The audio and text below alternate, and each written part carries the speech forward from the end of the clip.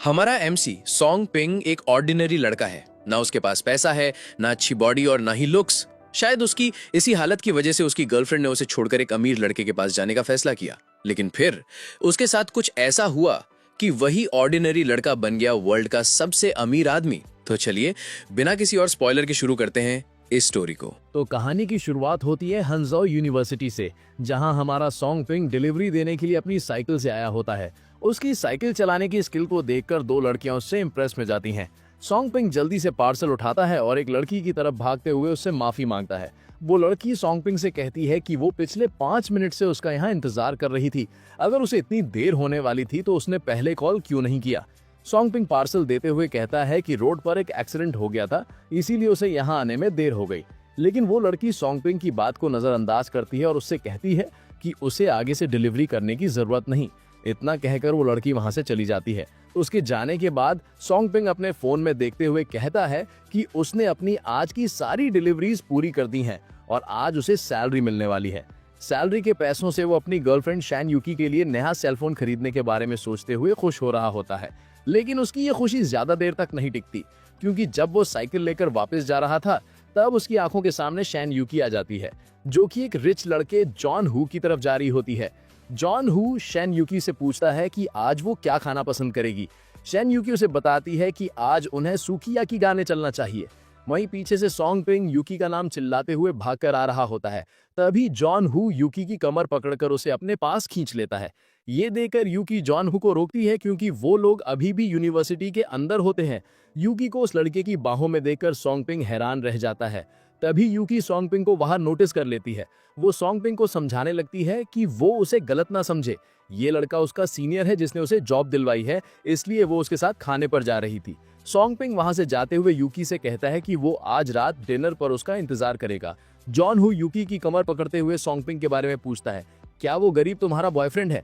यूकी John हू का हाथ हटाते हुए गुस्से में कहती है, मैंने तुम्हें पहले भी कहा था यूनिवर्सिटी के अंदर मुझे टच मत करना। फिर वो दोनों कार में जाकर बैठ जाते हैं।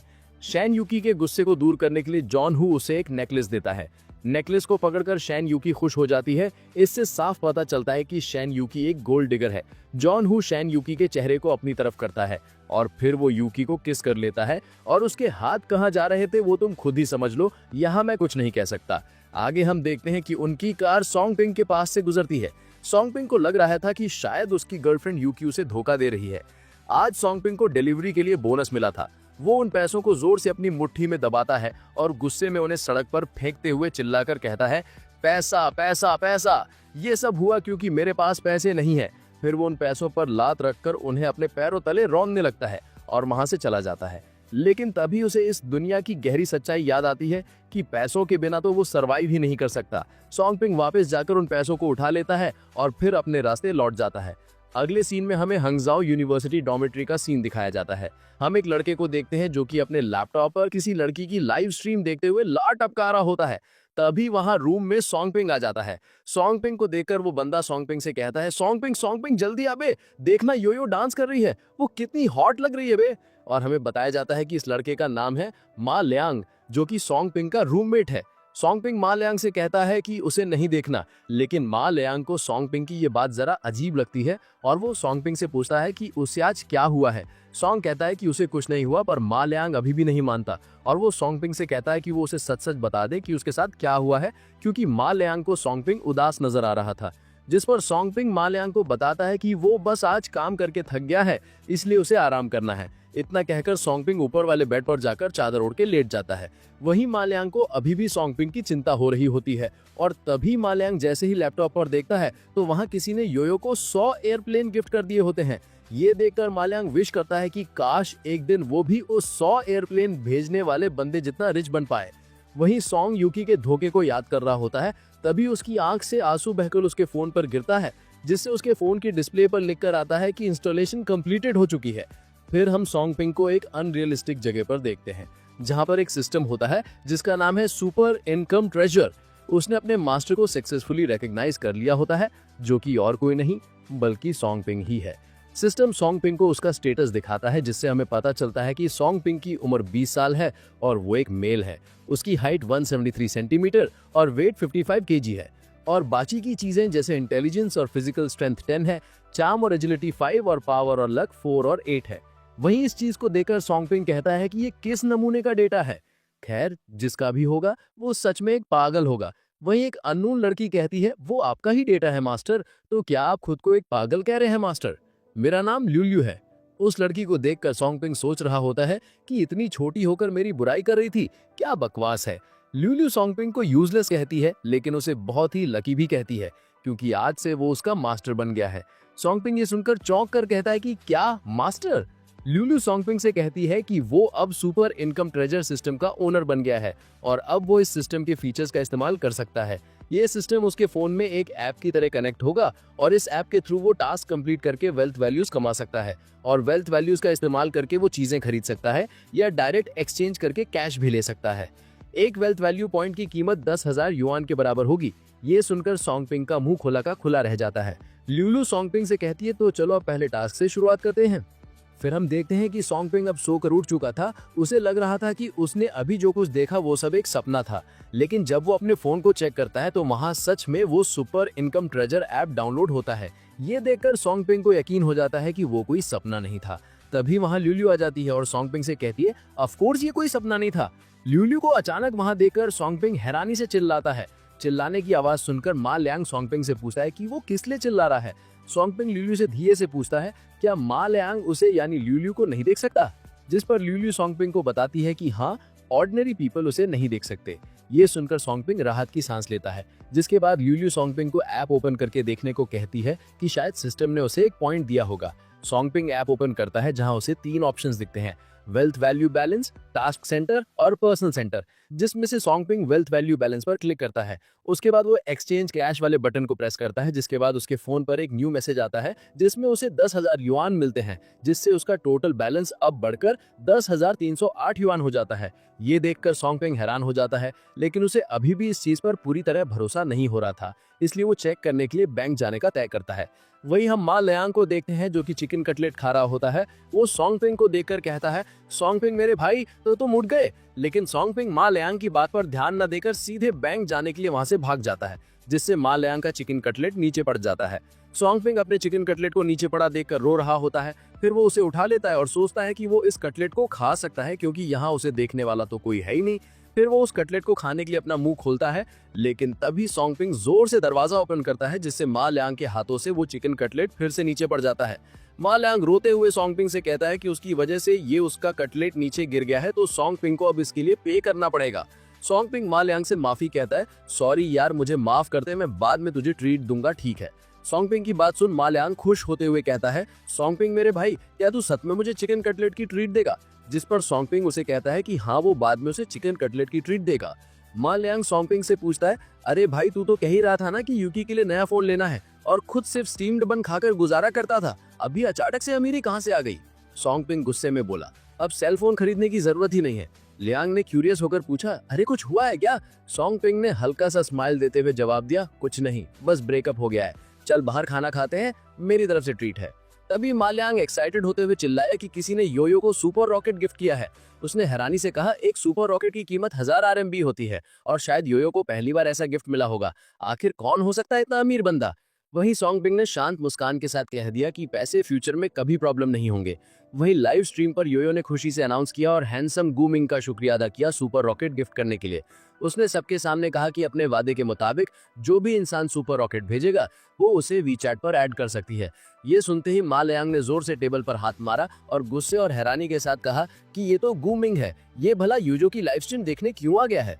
वहीं लाइव स्ट्रीम पर हैंडसम गूमिंग नाम का बंदा कमेंट करता है, मा लियांग, तुम रूम नंबर 314 वाले लोगों को लाइव स्ट्रीम देखना ही नहीं चाहिए। अगर पैसे नहीं है, गिफ्ट अफोर्ड नहीं कर सकते, तो फिर देख भी क्यों रहे हो? मा लियांग गुस्से से कहने लगा कि ये सब गू मिंग ने जानबूझकर किया है और वो सोचने लगा कि गू मिंग को पता था कि मुझे अपनी यूनिवर्सिटी की कैंप गर्ल योरो पसंद है, इसलिए वो मुझे नीचे दिखाने के लिए आया है।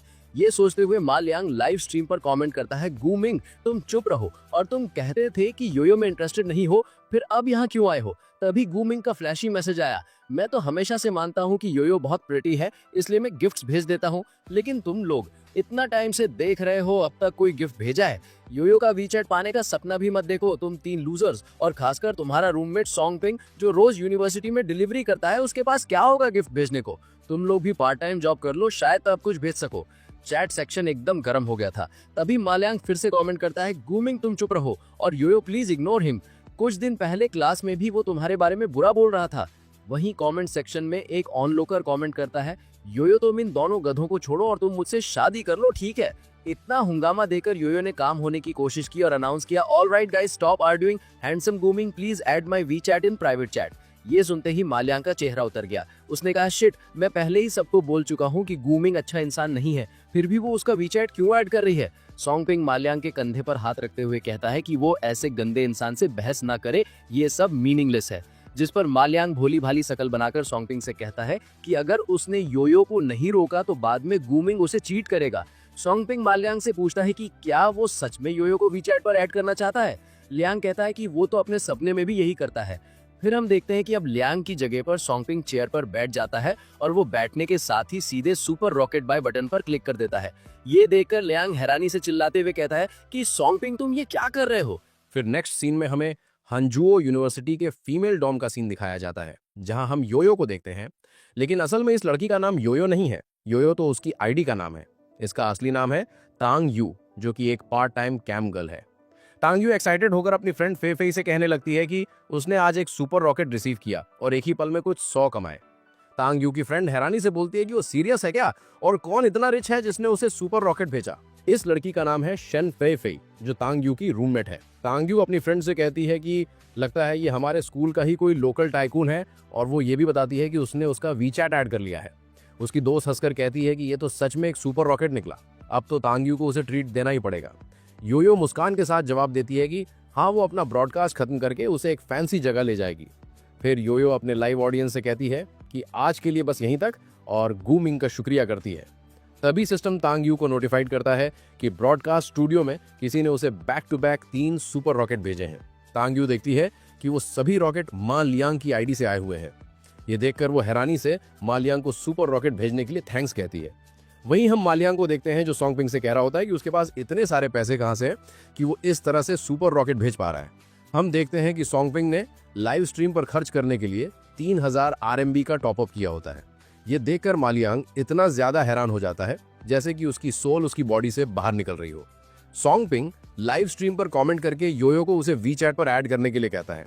वहीं ये सब पढ़कर रूम 208 से गूमिंग गुस्से से कह रहा होता है कि मालियांग जैसे गरीब कुत्ते पर इतने पैसे कैसे हो सकते हैं, और हमें बताया जाता है कि गूमिंग एक सेकंड जनरेशन का रिच लड़का है। वहीं अब लाइव स्ट्रीम पर तांग यू लियांग को वी चैट पर ऐड कर लेती है। गूमिंग को लग रहा था कि लियांग ने जो गिफ्ट्स भेजे हैं उनकी कीमत 3000 थी। उसके दिमाग में यह ख्याल आया है कि लियांग ने अपनी 2 महीने की कमाई इसके लिए खर्च कर दी होगी। वहीं उसके बगल में खड़ा चैन गांग, जो गूमिंग का रूममेट है, वो गूमिंग से कह रहा होता है कि क्या वो उनके क्लास में पढ़ने वाले उस गरीब मालियांग की बात कर रहा है। गूमिंग मुस्कुराकर कहता है, हाँ, ये बंदा कितना फनी है, मुझसे अपनी इज्जत बचाने के लिए कैम गर्ल पर 3000 के रॉकेट सेंड कर दिए। चैन गांग कहता है कि क्या वो लड़की उनकी यूनिवर्सिटी में पढ़ने वाली कैम गर्ल यूयू है, जिस पर गूमिंग हंसते हुए कहता है कि उसने बिल्कुल सही अंदाजा लगाया, और वो ये भी कहता है कि यूयू बहुत ही क्वाइट है, इसलिए मालियांग जैसा गरीब लड़का भी उसे पाने के सपने देख रहा है। चैन गांग थरकी की तरह कहता है कि उसने यूयू को पहले भी देखा था, वो वाकई क्वाइट है, लेकिन उसे यूयू की फ्रेंड फेफे भी पसंद है। गूमिंग ने एक्साइटमेंट से कहा, हे, आज रात में उसे डेट पे पूछता हूँ, क्या ख्याल है, साथ चले? मैं उसे बोलूंगा कि अपनी रूममेट को भी ले आए। चेंगांग गूमिंग से पूछता है कि तुमने उसका वीचैट ले लिया? गूमिंग चेंगांग को बताते हुए कहता है, हाँ, 1000 RMB लग गए। अगर आज रात उसके साथ मस्ती नहीं की तो मेरे पैसे का बड़ा नुकसान होगा। चेंगांग गूमिंग को उड़ाते हुए कहता है, आहा, मेरे छुपे रुस्तम, तू तो बड़ा इंप्रेसिव निकला। जिस पर गूमिंग कहता है, अभी तो मुझे सही से जानता ही कहाँ है। फिर नेक्स्ट सीन में हमें रूम 314 का सीन दिखाया जाता है, जहां मा लियांग एक्साइटेड होकर सोंगपिंग से कह रहा होता है कि यूयू ने उसे वीचैट पर ऐड कर लिया है। सोंगपिंग उससे पूछता है कि अब वो खुश है ना। मा लियांग अपनी खुशी बताते हुए कहता है कि उसे तो ऐसा लग रहा है जैसे वो आसमान में उड़ रहा हो। लेकिन फिर मा लियांग थोड़ा काम होकर सोंगपिंग से उन पैसों के बारे में पूछता है कि उसके पास अचानक इतने सारे पैसे कहाँ से आ गए। सोंगपिंग ने अब तक कोई बहाना नहीं सोचा था, लेकिन उसे कुछ ना कुछ तो कहना ही था, इसलिए वो कहता है कि उसे लॉटरी लगी है। ये सुनकर मा लियांग फिर से एक्साइटेड होकर कहता है, वाह, तेरी लॉटरी लगी, कितनी युआन की लगी, बताना भाई बताना। सोंगपिंग चेहरे पर हल्की सी स्माइल के साथ कहता है कि उसे 50,000 युआन की लॉटरी लगी है। ये सुनकर मा लियांग का मुंह खुला का खुला रह जाता है और वो सोंगपिंग को पार्टी देने के लिए कहता है। सोंगपिंग कपड़े चेंज करते हुए कहता है कि जब वू काई वापस आ जाएगा तो वो तीनों मिलकर आज बाहर डिनर करेंगे। ये सुन मा लियांग अभी के अभी रेडी होने के लिए नहाने चला जाता है। फिर सॉन्ग पिंग उस सुपर इनकम ट्रेजर ऐप को ओपन करता है जहां उसे उसका फर्स्ट मिशन मिलता है। उसका मिशन ये होता है कि उसे एक हाई क्लास रेस्टोरेंट में 5000 यूएन से ज्यादा खर्च करना है। रिवॉर्ड कंप्लीट होने पर उसे 2 वेल्थ वैल्यू पॉइंट्स मिलेंगे। मिशन देखकर सॉन्ग पिंग को लगता है कि ये मिशन तो उसके लिए बहुत ईजी है क्योंकि यहाँ बस पैसे खर्च करने और कुछ नहीं। तभी वहां लुइलू आती है और सॉन्ग पिंग को बताते हुए कहती है कि उसे अभी ज्यादा खुश होने की जरूरत नहीं है क्योंकि पहले कुछ मिशन उसे उसकी गरीबी से बाहर निकालने के लिए हैं और जब वो थोड़ा रिच बनेगा तब असली मिशन स्टार्ट होंगे। सॉन्ग पिंग फोन को देखते हुए कह रहा होता है कि उसे चाहे कोई भी मिशन क्यों ना मिले वो उसे कंप्लीट करके ही दिखाएगा। फिर वो अपने रूम को देखते हुए सोचता है कि एक दिन वो सब कुछ बदल देगा। तभी उसके फोन पर एक न्यू मैसेज आता है। सॉन्ग पिंग समझ जाता है कि ये मैसेज शन यूकी का है। यूकी ने मैसेज करके सॉन्ग पिंग को मिलने के लिए कहा होता है जिस पर सॉन्ग पिंग भी ओके रिप्लाई कर देता है। फिर नेक्स्ट सीन में हमें हांजुओ यूनिवर्सिटी के बाहर का सीन दिखाया जाता है। सॉन्ग पिंग वहां एक न्यू स्मार्टफोन लेकर आया होता है। तभी वहां यूकी भी आ जाती है। सॉन्ग पिंग यूकी के आते ही उसके हाथ में स्मार्टफोन थमाते हुए कहता है, तुम यहाँ इसी के लिए आई थी ना। सॉन्ग पिंग की ये रूड टोन सुनकर यूकी हैरान हो जाती है। सॉन्ग पिंग यूकी से कहता है, मुझे पता है तुम्हें अब इसकी जरूरत नहीं है, लेकिन मैंने तुमसे प्रॉमिस किया था। ये फोन ले लो और आगे से मुझे कांटेक्ट करने की जरूरत नहीं है। ये बात सुनकर यूकी और भी ज्यादा शॉक हो जाती है। सॉन्ग पिंग कहता है, हाँ मैं सॉन्ग पिंग शायद एक ऑर्डिनरी लड़का हूँ, लेकिन मेरे पास तुम सोच रही हो उससे ज्यादा चॉइसेस हैं। फिर सॉन्ग पिंग वहां से जाते हुए कहता है कि पैसा ही सब कुछ नहीं होता। सॉन्ग पिंग के वहां से जाने के बाद यूकी के पास जॉन हू आता है। वो यूकी के कंधे पर हाथ रखकर उसे पूछता है कि क्या उसका ब्रेकअप हो गया है। यूकी उसे हाँ में जवाब देती है। यूकी को उदास देखकर जॉन हू उसे आज रात सी फूड बफे खाने के लिए पूछता है जिस पर यूकी भी तैयार हो जाती है। फिर जॉन हू यूकी की कमर पर हाथ रखता है और दोनों वहां से चले जाते हैं। फिर नेक्स्ट सीन में हमें हैंगचेंग सिटी की बिजनेस स्ट्रीट का नजारा दिखाया जाता है और अब शाम भी हो चुकी होती है। उसी स्ट्रीट पर हम सॉन्ग पिंग और मालियांग को देखते हैं जो एक रेस्टोरेंट में डिनर करने के लिए जा रहे होते हैं। फिर वो दोनों एक लग्जरियस रेस्टोरेंट में चले जाते हैं जहां का इंटीरियर देखकर मालियांग खुशी से भर जाता है। तभी उन दोनों के पास एक वेट्रेस आती है और पोलाइटली पूछती है कि वो कितने लोग हैं। सॉन्ग पिंग जवाब देता है कि वो 3 लोग हैं, उसका एक फ्रेंड थोड़ी देर में आ जाएगा। हमें बताया जाता है कि इस वेट्रेस का नाम यांगशिन है। यांगशिन उन दोनों को उसके पीछे आने के लिए कहती है।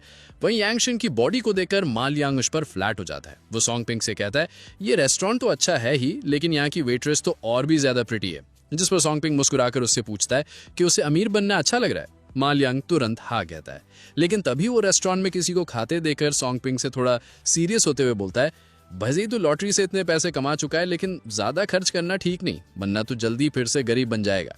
सॉन्ग पिंग मालियांग के कंधे पर हाथ रखता है और एक प्यारी सी स्माइल दे देता है। दूसरी तरफ हम देखते हैं कि उसी रेस्टोरेंट में गुमिंग, यूयू, फेफे और चेनगांग भी आ जाते हैं। गुमिंग रेस्टोरेंट की तारीफ करते हुए यूयू को बताता है कि ये रेस्टोरेंट उनकी यूनिवर्सिटी के पास का सबसे बेस्ट वेस्टर्न रेस्टोरेंट है और ये भी कहता है कि वो अक्सर यहाँ आता रहता है क्योंकि उसे यहाँ का खाना बहुत पसंद है। तभी फेफे यूयू के कान के पास हल्की आवाज में कहती है कि उसने सुना है इस जगह का एवरेज बिल 500 RMB से ज्यादा होता है। ये सुनकर यूयू थोड़ा हैरान हो जाती है। फिर वो गुमिंग को उसे यहाँ इनवाइट करने के लिए सॉफ्टली थैंक्स कहती है। गुमिंग उसे स्माइल करते हुए कहता है कि वो फ्यूचर में भी उसे यहाँ खाने पर लाता रहेगा। वहीं चैनगांग भी पीछे नहीं हटता। वो फेफे की तरफ देखकर कहता है, हाँ चलो अब से हम अक्सर बाहर घूमने आया करेंगे और यहाँ का डिलीशियस खाना भी इंजॉय करेंगे। फेफे को भी चैनगांग का ये आइडिया पसंद आता है और तभी गुमिंग यूयू के कंधे पर हल्का सा हाथ रखता है और कहता है, चलो हम बैठने के लिए कोई अच्छी जगह ढूंढते हैं। लेकिन गुमिंग की इस हरकत से यूयू अनकंफर्टेबल महसूस कर रही होती है। फिर वो गुमिंग के हाथ को दूर हटा देती है। ये देख गुमिंग चढ़ते हुए सोचता है कि क्या वो ऐसा प्रिटेंड कर रही है कि जैसे वो दूध की धुली। वहीं उनके पीछे एक वेटर किसी चड्डी बनियान वाले लड़के से कह रहा होता है कि वो इस रेस्टोरेंट के अंदर नहीं आ सकता। उसकी आवाज सुन गुमिंग पीछे मुड़कर देखता है। वो देखता है कि वहां जो चड्डी बनियान वाला लड़का आया है वो और कोई नहीं बल्कि सॉन्ग पिंग का रूममेट वुकाई है। गुमिंग वुकाई से कहता है कि वो तो उन्हीं 3 लूजर्स में से एक है जो रूम 314 में रहते हैं। वुकाई उस वेटर से कहता है कि वो यहाँ किसी को ढूंढने आया है। वुकाई की बात सुन वेटर उससे कहता है, तो क्या वो यहाँ खाने के लिए नहीं आया है? वुकाई कहता है कि हाँ, वो यहाँ खाने के लिए नहीं आया है और वो बताता है कि उसके फ्रेंड ने उसे यहाँ मिलने बुलाया था, इसलिए वो यहाँ उनसे मिलने आया है जो पहले से अंदर उसका इंतजार कर रहे हैं। गुमिंग वुकाई का मजाक उड़ाते हुए उससे कहता है कि उसे पता भी है कि वो किस जगह पर आया है। उसके 2 फ्रेंड्स ने उसे यहाँ खाने पर बुलाया है, क्या मजाक है। जिस पर वुकाई गुमिंग को रोस्ट करते हुए कहता है कि कोई भी उसे गूंगा नहीं समझेगा अगर वो 2 मिनट अपना मुंह बंद रखे। तभी वहां सॉन्ग पिंग और मालियांग दोनों आ जाते हैं। सॉन्ग पिंग वेटर से कहता है कि वुकाई उसका फ्रेंड है, इसलिए उसे अंदर आने दिया जाए। तब गुमिंग उन तीनों को लूजर्स की यूनाइटेड कहकर उनका मजाक उड़ाता है और उनसे कहता है कि उनकी हिम्मत कैसे हुई यहाँ आकर खाना खाने का दिखावा करने की। मालियांग गुमिंग को देखकर हैरानी से पूछता है कि वो यहाँ क्या कर रहा है। गुमिंग एक VIP कार्ड दिखाते हुए कहता है कि वो इस रेस्टोरेंट का रेगुलर कस्टमर है, तो भला वो यहाँ क्यों नहीं होगा। और वो उन तीनों का मजाक उड़ाते हुए कहता है कि उन तीनों गरीबों की यहाँ आने की हिम्मत कैसे हुई। सॉन्गपिंग गुमिंग से कोल्ड तरीके से पूछता है कि भला वे तीनों यहाँ क्यों नहीं आ सकते। वहीं सॉन्गपिंग को वहां देखकर फेफे यूयू को सॉन्गपिंग के बारे में बताती है कि सॉन्गपिंग अक्सर उनकी यूनिवर्सिटी में डिलीवरी करता है और आज वो उसके पार्सल को डिलीवर करने में लेट भी हो गया था। लेकिन फीफे को यह समझ नहीं आ रहा था कि उस जैसा गरीब यहाँ इस रेस्टोरेंट में क्या करने आया है। गुमिंग यूयू को मालियांग के बारे में बताते हुए कहता है, आओ यूयू माइलो, ये वही इंसान है जिसने आज तुम्हारे लिए अपनी सारी बचत खर्च कर दी। मालियांग गुस्से में गुमिंग पर चिल्लाते हुए कहता है कि वो बहुत ज्यादा बोल रहा है, लेकिन गुमिंग यूयू का हाथ पकड़कर कहता है, क्यों, क्या मैं सच नहीं बोल रहा? तुम यूयू को जानना नहीं चाहते? मैं अभी उसे तुम लोगों से इंट्रोड्यूस करवाता हूँ। यूयू, ये मत देखो कि इसने तुम्हें गिफ्ट दिए, ये लड़का हमारी क्लास में फेमस है उसकी गरीबी के लिए। यूयू हैरान होकर कहती है, लेकिन तुम ये मुझे क्यों बता रहे हो? गुमिंग तीखी आवाज में जवाब देता है, मुझे डर है कि कहीं ये लड़का तुम्हें अपने जाल में ना फंसा ले। इसने तुम्हारा वीचैट पाने के लिए अपने 2 महीने की सेविंग्स उड़ा दी हैं और ये बस अमीर होने का नाटक कर रहा है। जैसे कि तुम देख सकती हो, आज शायद इसने पहले ही पता कर लिया था कि तुम यहाँ आने वाली हो, इसलिए कि यहाँ भी प्रिटेंड करने आ गया। गुमिंग की बात सुन मालियांग का गुस्सा और भी भड़क उठता है, पर फिर वो लोग खाने के लिए अंदर जाने लगते हैं। वहीं सॉन्गपिंग मालियांग से कहता है कि वो उन लोगों को इग्नोर करे, जिस पर मालियांग उदास होकर कहता है, वैसे वो लोग जो कह रहे हैं गलत नहीं बोल रहे। अगर तुम प्राइज नहीं जीते होते तो मैं यहाँ खाना कैसे खाता? इवन अगर मैंने यूयू का वीचैट ऐड कर भी लिया, मेरे पास उससे डेट करने के लिए एक पैसा भी नहीं है। ये सुनकर सॉन्गपिंग जज्बे के साथ कहता है, ये तुम क्या कह रहे हो और किसने कहा कि हम हमेशा गरीब रहेंगे? तभी वो का क्यूरियस होकर सॉन्गपिंग से पूछता है कि ये सब क्या चल रहा है और वो लोग यहाँ खाना खाने क्यों आए हैं? सॉन्गपिंग मुस्कान के साथ अपने फ्रेंड से कहता है कि अंदर चलो, और वो ये भी वादा करता है कि आज वो उन्हें बिल्कुल भी निराश नहीं करेगा। फिर हम देखते हैं कि सॉन्गपिंग और उसके दोस्त उन्हीं लोगों के पास वाले टेबल पर जाकर बैठते हैं। गुमिंग मेन्यू को देखते हुए सोच रहा होता है कि आज उसने काफी सारे पैसे गिफ्ट्स पर उड़ा दिए हैं, इसलिए आज उसके पास खाना खाने के लिए ज्यादा पैसा नहीं है। मेन्यू में 3 डिशेस दिखाई देती हैं। पहली डिश है टेंडरलॉइन सेट, जिसका प्राइस है 888 RMB। दूसरी डिश है सरलॉइन, जिसका प्राइस है 799 RMB। और लास्ट डिश, जो कि इस रेस्टोरेंट की सबसे चीप डिश है, वो है मोरी स्टेक, जिसका प्राइस है 299 RMB। गुमिंग मेन्यू देखने के बाद वेटर को ऑर्डर देता है, 4 सेट्स मोरी स्टेक ले आओ और हर एक के लिए एक स्टेक मशरूम सूप भी। जिसके बाद वेटर स्माइल करते हुए पूछता है कि उन्हें कुछ और भी चाहिए। इस पर गुमिंग कहता है कि अभी के लिए बस इतना ही ले आओ, और फिर अपने फ्रेंड से कहता है कि वो इस रेस्टोरेंट से फेमिलियर है, इसलिए उसने उन सब के लिए बेस्ट डिशेस ऑर्डर की हैं, जिन्हें खाकर वो सब सेटिस्फाइड फील करेंगे। वहीं दूसरी तरफ सॉन्गपिंग यांगसिन को ऑर्डर देता है, 3 सेट्स टेंडरलॉइन सेट मील ले आओ और 3 सेट्स फ्रेंच पैन फ्राइड फुआ ग्रा सैलेड भी, और हाँ, हमारे लिए एक बॉटल पेरियर जॉय भी ले आना। यांगसिन कंफर्म करने के लिए ऑर्डर रिपीट करती है, ठीक है सर। टेंडरलॉइन सेट मील हर सेट 888 RMB है, फुआग्रा सैलेड हर सेट 199 RMB है और पेरियर जुए की एक बॉटल 1699 RMB है। क्या ये सही है? सॉन्गपिंग मुस्कुराते हुए कहता है, हाँ, सब सही है, अब तुम बस जल्दी से खाना ले आओ। उधर गुमिंग अपने मन ही मन सोच रहा होता है, ये गरीब लोग अपने बाप दादा की प्रॉपर्टी बेचकर यहाँ खाना खाने आ गए लगते हैं, लेकिन बाद में मैं इनकी औकात एक्सपोज करूंगा। तभी यांगसिन सॉन्गपिंग को बिल कंफर्म करके बताती है, सर, आपका टोटल 4960 RMB हुआ है, और अगर आप आज का बिल 8000 RMB से ज्यादा का करते हैं तो हम आपको एक प्रीमियम मेंबरशिप कार्ड गिफ्ट करेंगे। ये सुनकर गुमिंग के चेहरे पर एक घमंडी सी मुस्कान आ जाती है। अब देखना, ये सॉन्गपिंग कुछ नहीं कर पाएगा, इसकी औकात ही नहीं है कि और ऑर्डर करे। लेकिन तभी सॉन्गपिंग रिलैक्स टोन में बोलता है, ओके, तो जो 2 लड़कियां मेरे साइड वाले टेबल पर बैठी हैं, उनके लिए मेरे मील के 2 सेट और पेरियर जुए की एक बॉटल ओपन करके भेज दो। ये सुनकर उन चारों के होश उड़ जाते हैं। गुमिंग सोचता है, ये तो बस हवा में बात कर रहा है, मजाक कर रहा है, पर अगले ही पल वेटर यूयू और फेफे के लिए टेबल पर वो खाना रख देता है जो सॉन्गपिंग ने ऑर्डर किया था। सॉन्गपिंग शान से गुमिंग की तरफ देखकर कहता है, मिस्टर गु, क्योंकि आप रिच हैं तो मैं आप जैसी हस्ती को ट्रीट देकर आपकी इंसल्ट नहीं करूंगा। और वो यूयू और फेफे की तरफ देखकर कामली बोलता है, खाने को एंजॉय करना। यूयू सॉन्गपिंग को खाने के लिए थैंक्स कहती है। तभी गुमिंग गुस्से में कहता है कि तुम लोग सॉन्गपिंग का मंगवाया हुआ खाना मत खाना, मैं तुम सबके लिए वही खाना ऑर्डर करता हूँ। और वो वेटर को बुलाने लगता है, लेकिन फेफे उसे रोकती है और कहती है कि इसकी कोई जरूरत नहीं है क्योंकि सॉन्गपिंग ऑलरेडी खाना मंगवा चुका है। वही उन तीनों को खुश देखकर गुमिंग अंदर ही अंदर सोचता है, हाँ, अभी जितना हंसना है हंस लो, देखते हैं बाद में कैसे हंसोगे। इतना पैसा उड़ाकर बाद में छुप छुप के जरूर रोगे। थोड़ी देर बाद यांगसिन उन सब के लिए आइसक्रीम लेकर आती है, लेकिन सॉन्गपिंग 2 और आइसक्रीम ऑर्डर कर देता है। ये देखकर गुमिंग को अपने आप पर इतनी शर्म आ रही होती है जैसे वो जमीन में गड़ गया हो। तभी यांगसिन सॉन्गपिंग को एक मेंबरशिप कार्ड देती है और कहती है, सर, आपसे आप हमारे वीआईपी मेंबर हो। आपके प्रिविलेजेस ऑलरेडी आपके फोन पर भेज दिए गए हैं। ये देखकर गूमिंग अंदर ही अंदर सोचता है, सॉन्गपिंग, अब बस इंतजार कर जब मैं तेरी असली औकात सबके सामने ना ला दूं कि तू असल में एक गरीब लड़का है। फिर खाना खत्म होने के बाद चारों रेस्टोरेंट से बाहर निकलते हैं, जहां गूमिंग यूयुई से पूछता है कि क्या उसका कहीं और घूमने का मन है, लेकिन यूयुई कहती है कि अब उसका मन नहीं है और वो बस अपने डॉर्मेट्री वापस जाना चाहती है। इसके बाद यूयुई और फेफे डॉर्मेट्री निकल जाती हैं और गूमिंग और चेनगांग वहीं रुक जाते हैं। दोनों लड़कियों के जाने के बाद गूमिंग गुस्से से दीवार पर जोर से मुक्का मारता है। तभी चेनगांग उससे कहता है, ये सॉन्गपिंग कब से इतना अमीर बन गया? इसके पास तो बुक खरीदने के भी पैसे नहीं होते थे। लेकिन तू चिंता मत कर गूमिंग, मैं तेरे लिए इसका राज जरूर पता लगाऊंगा। अगले सीन में दिखाया जाता है कि सॉन्गपिंग, मा लियांग और वू काई भी रेस्टोरेंट से खाना खाकर बाहर निकलते हैं, जहां मा लियांग खाने की बहुत तारीफ करता है। तभी वू काई सॉन्गपिंग से पूछता है कि तेरे पास इतने पैसे आए कहां से? सॉन्गपिंग उन्हें बताता है कि उसने एक लॉटरी जीती थी, जिस पर वू काई तुरंत पूछता है कि कितने की लॉटरी लगी थी। और उनकी बात सुनकर दूर से चेनगांग सोचता है, तो इसने लॉटरी जीती है। इसी वजह से ये अचानक इतना अमीर बन गया। फिर सीन शिफ्ट होता है रूम 314 में, जहां अब वो तीनों आ गए होते हैं। वू काई सॉन्गपिंग को समझाते हुए कहता है, सॉन्गपिंग, मुझे लगता है कि तुम अभी भी बहुत केयरलेस हो। तुम 50,000 के प्राइस में से ऑलरेडी 8,000 उड़ा चुके हो। सॉन्गपिंग मुस्कुराते हुए कहता है, कोई बात नहीं, वैसे भी हमने कई दिनों से कुछ अच्छा खाया नहीं था। मा लियांग भी वू काई की बात पर सहमत होकर कहता है कि सॉन्गपिंग को बचे हुए पैसे का कम से कम इस्तेमाल करना चाहिए। लेकिन सॉन्गपिंग अपने बेड पर जाते हुए कहता है कि उसे पता है कि वो क्या कर रहा है, इसलिए उन्हें उसकी चिंता करने की जरूरत नहीं। फिर सॉन्गपिंग अपने फोन में देखता है, जहां उसे 2 वेल्थ वैल्यू पॉइंट्स मिले होते हैं और वो उन पॉइंट्स को कैश में रिडीम कर लेता है, जिससे उसके अकाउंट में 20,000 और आ जाते हैं। तभी ल्यूलियो आ जाती है और सॉन्गपिंग को बताती है कि उसे पॉइंट्स सिर्फ कैश एक्सचेंज के लिए नहीं यूज करने चाहिए, क्योंकि उन पॉइंट्स का और भी तरीके से फायदा उठाया जा सकता है। सॉन्गपिंग हैरानी से पूछता है, वो पॉइंट्स और कैसे यूज कर सकते हैं?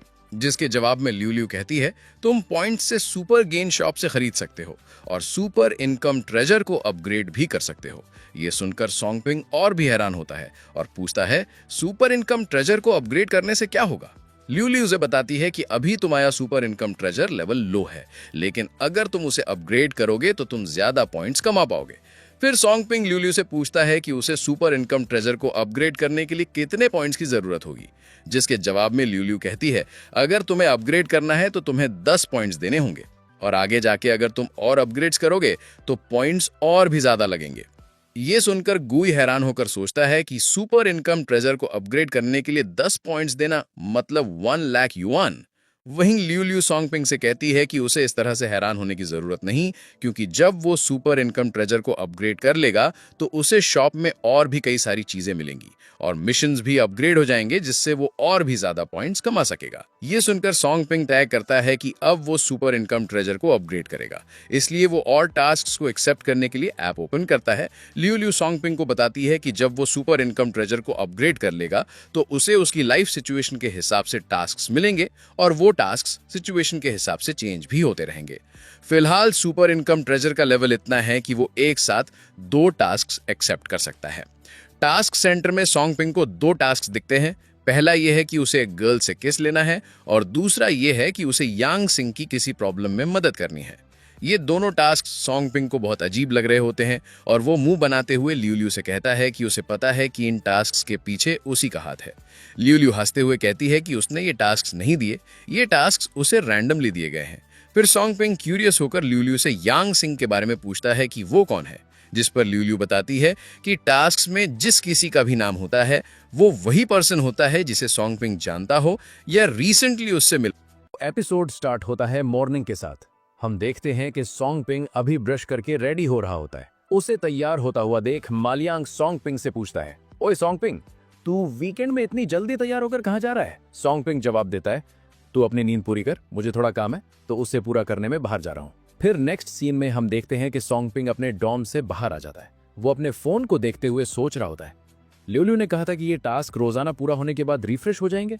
फायदे ज्यादा उठाने के लिए बेहतर यही है कि रोज एक टास्क पूरा किया जाए। लेकिन मैं इन टास्क को पूरा कैसे करूं? टास्क सेंटर में सॉन्गपिंग के पास 2 टास्क थे। पहला ये कि उसे किसी लड़की से किस लेना है, जिसके बदले उसे 3 वेल्थ वैल्यू पॉइंट्स मिलेंगे और दूसरा टास्क ये था कि उसे यांगशिन को उसकी मुसीबत में हेल्प करनी है, जिसके बदले उसे 5 वेल्थ वैल्यू पॉइंट्स मिलेंगे। जिसके बाद एक लड़की सोंगपिंग को टोकते हुए उसे हैंडबिल देखने को कहती है। उस लड़की को देखकर सोंगपिंग को याद आ जाता है कि ये जो लड़की उसके सामने है ये वही उसके वेस्टर्न रेस्टोरेंट में काम करने वाली वेट्रेस है। उस लड़की को भी सोंगपिंग थोड़ा जाना पहचाना लग रहा होता है। सोंगपिंग कहता है, तुम्हें याद है हम कल वेस्टर्न रेस्टोरेंट में मिले थे? जिसके बाद यांगशिन को भी याद आ जाता है कि उसके सामने खड़ा लड़का वही है जिसने कि कल रेस्टोरेंट में 8000 RMB स्पेंड किया था। सोंगपिंग पूछता है, तुम हैंडबिल क्यों बांट रही हो? क्या तुम वेस्टर्न रेस्टोरेंट में काम नहीं करती थी? यांग बताती है कि हाँ, वो वेस्टर्न रेस्टोरेंट में काम करती है, लेकिन उसके अलावा वो और भी जॉब्स करती है। ये सुन सोंगपिंग को लगता है कि वो यांगशिन का टाइम वेस्ट करवा रहा है, इसलिए वो उसे बाय करके वहां से जाने लगता है। फिर हम एक टकले आदमी को देखते हैं जो कि अपने कुछ आदमियों के साथ यांगशिन की तरफ आगे बढ़ रहा होता है। ओ यांगशिन, तो तुम यहां छुपी हुई हो? सोंगपिंग भी उस आदमी को वहां नोटिस कर लेता है। आदमी यांगशिन से कहता है, हम सोच रहे थे कि तुम फिलहाल न जाने कहां होगी, लेकिन हमने ये कभी नहीं सोचा था कि तुम यहां मिलोगी। यांगशिन काफी घनाई हुई है। ब्रदर हूं, माफ करना, मैं जानबूझकर तुमसे नहीं छुप रही थी, मैं बस पैसे इकट्ठा कर रही हूं। तभी ब्रदर हूं यांगशिन की कमर को पकड़ लेता है। अरे किस लिए? मैंने तो तुमसे कहा था अगर तुम मेरे साथ सो जाओ तो तुम्हारे डैड का जो कर्ज है वो मैं नहीं मांगूंगा, यहां तक कि तुम्हारे डैड के इलाज में भी मदद कर सकता हूं। क्या कहती हो? यांगशिन ब्रदर हु को उसे दूर हटाने को कहती है। ब्रदर हु दांत दिखाते हुए कहता है, मेरी बात नहीं मानोगी तो अभी के भी मेरे पैसे वापस कर दो। यांगशिन रोते हुए कहती है कि क्या वो उसे 2 दिन का टाइम और दे सकता है। तभी वहां बीच में सोंगपिंग बोलता है, उसने तुमसे कितने पैसे लिए हैं? ब्रदर हु सोंगपिंग से पूछता है कि वो कौन है और वो उन दोनों के मामले में दखल क्यों दे रहा है। सोंगपिंग कहता है कि वो यांगशिन का फ्रेंड है। जिसके बाद हम देखते हैं कि ब्रदर हु ने सिगरेट जला ली होती है। फ्रेंड? उसने मुझसे 5000 युआन उधार लिए हैं, क्या तुम उसके लिए पेमेंट करने वाले हो? वहीं यांगशिन सोंगपिंग को रोकते हुए कहती है कि वो दोनों बिल्कुल स्ट्रेंजर हैं, तो उसे उसके लिए परेशान होने की जरूरत नहीं है। और वो ब्रदर हु से कहती है, ब्रदर हु, मैं सच में तुमके पैसे वापस कर सकती हूँ, बस मुझे 2 दिन और दे दो। ब्रदर हु कहता है कि वो उसे 2 दिन और दे सकता है, लेकिन उसकी कंडीशन ये है कि यांग को उसके साथ नाइट स्पेंड करनी पड़ेगी। बदले में वो उसे 2 दिन का वक्त और दे सकता है। ये सुन पीछे खड़े उसके आदमी भी हंसने लगते हैं। तभी सोंगपिंग बीच में आकर ब्रदर हु के हाथ को हटा देता है। ये देख ब्रदर हु कहता है, साले क्या तुम मरना चाहता है? सोंगपिंग अपने फोन को निकालते हुए कहता है, 5000 ना, चल जल्दी कर और अपना अकाउंट नंबर दे। जिसके बाद हम देखते हैं कि सोंगपिंग ने उसे 5000 युआन ट्रांसफर कर दिए होते हैं। फिर वो यांगशिन को लेकर वहां से जाने लगता है।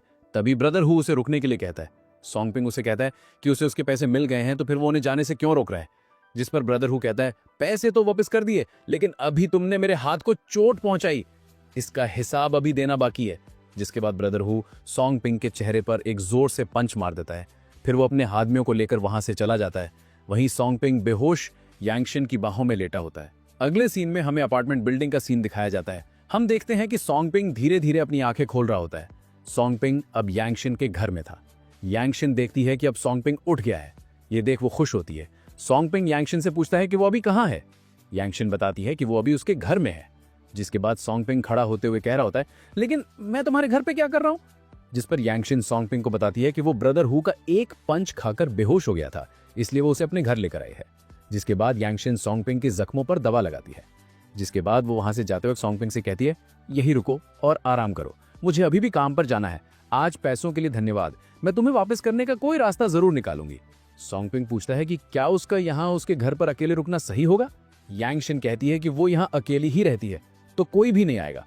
सीधा सीधा मतलब यह है कि सोंगपिंग यहाँ रुक सकता है। यांगशिन के जाने के बाद सोंगपिंग अपने चेहरे को देखते हुए कह रहा होता है, सच में बहुत दर्द हो रहा है उस कमबख्त गंजे की वजह से। तभी वहां ल्यूल्यू आती है और वो सोंगपिंग से कहती है, मैंने तुमसे कहा था कि तुम्हें अपने पूरे वेल्थ वैल्यू पॉइंट्स कैश में एक्सचेंज नहीं करने चाहिए, तुम्हें अपने एट्रीब्यूट्स को भी बढ़ाना चाहिए। सोंगपिंग हैरानी से पूछता है, एट्रीब्यूट्स को भी बढ़ाना चाहिए?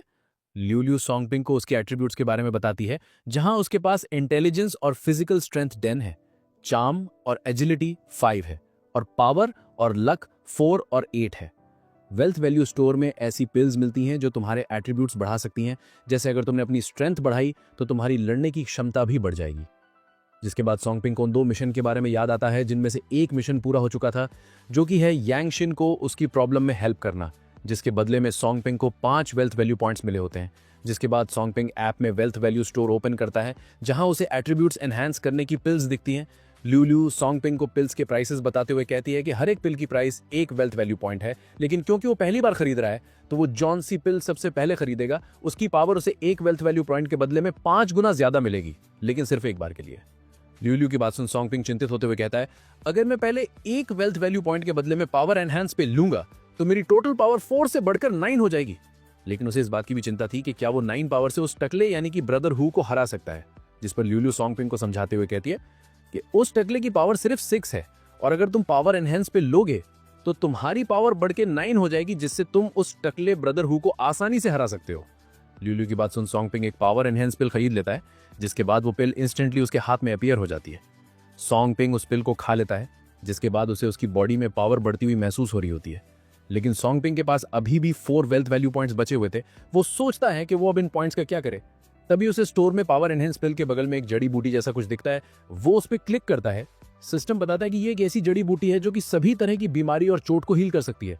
ये देख सॉन्गपिंग कहता है कि अगर वो 3 वेल्थ वैल्यू पॉइंट से एक जड़ी बूटी खरीद ले तो फिर वो उसे जरूरतमंद लोगों को बेचकर अच्छा खासा पैसा कमा सकता है। जिसके बाद सॉन्गपिंग जल्दी से एक जड़ी बूटी खरीद लेता है।